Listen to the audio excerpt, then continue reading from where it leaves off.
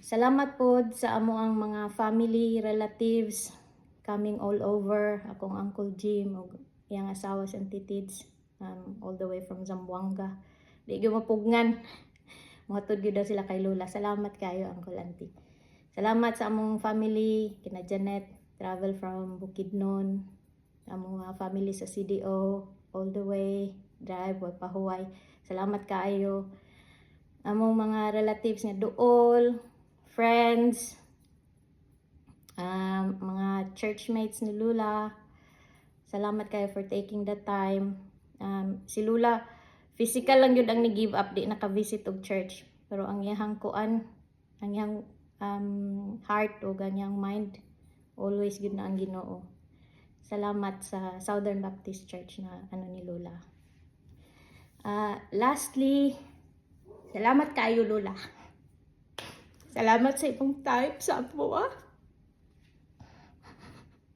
Salamat sa imong love.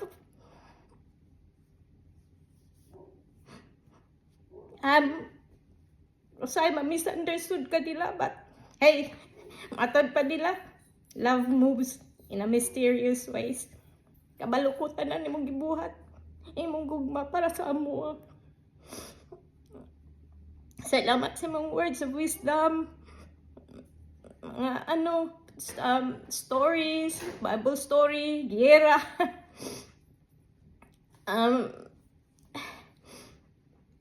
Mamiss na ko imong laugh o imong smile. Though known ka nga stricta, pero all I could remember is ang imong laugh o ang smile. Mamiss yun ako lang. Amin ako, ready na mi.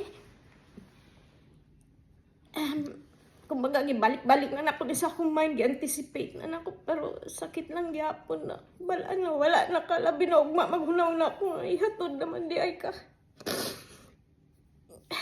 Pero Lola, walk in peace, rest in peace, kauman na ka sa Ginoo, o katong mga pamilya na panganaw na. Hindi lang maiwasan, mamiss ka na mo. We love you, Lola. Bye. Salamat ka pamilya, salamat kid sa tanan, sa pagduyog sa amo, sa among mga ups and downs. Really appreciate it. Bye. Sorry cry baby ka. Bye bye.